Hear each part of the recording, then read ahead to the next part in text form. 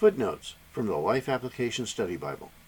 Jesus and his disciples were not stealing when they picked the grain. Leviticus chapter 19, verses 9 through 10, and Deuteronomy chapter 23, verses 25, legislated that farmers were to leave the edges of their fields unharvested, so that some of their crops could be picked by travelers and by the poor. Just as walking on a sidewalk is not trespassing on private property, picking heads of grain at the edge of a field was not stealing. God's law said that crops should not be harvested on the Sabbath.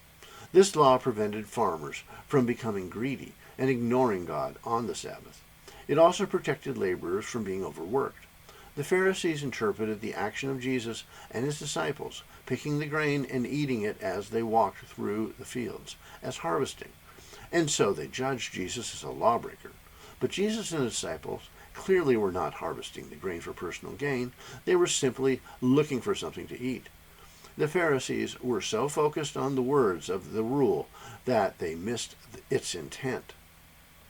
Jesus used the example of David to point out how ridiculous the Pharisees' accusations were. This incident in David's life is recorded in 1 Samuel chapter 21, verses 1 through 6. God created the Sabbath for our benefit.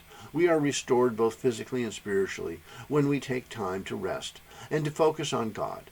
For the Pharisees, Sabbath rules had become more important than Sabbath rest. Both David and Jesus understood that the intent of God's law is to promote love for God and others. The Christian faith involves many rules that are meant to be governed by love.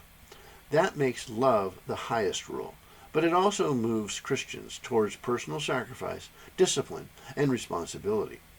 Sacred resources in today's world. When confronted with rules of your own or others' making, ask these questions. 1.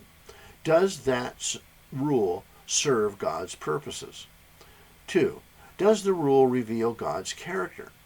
3. Does the rule help people get into God's family and keep them out? 4. Does the rule have biblical roots that can be supported in the context of all of Scripture? Good rules pass all 4 tests.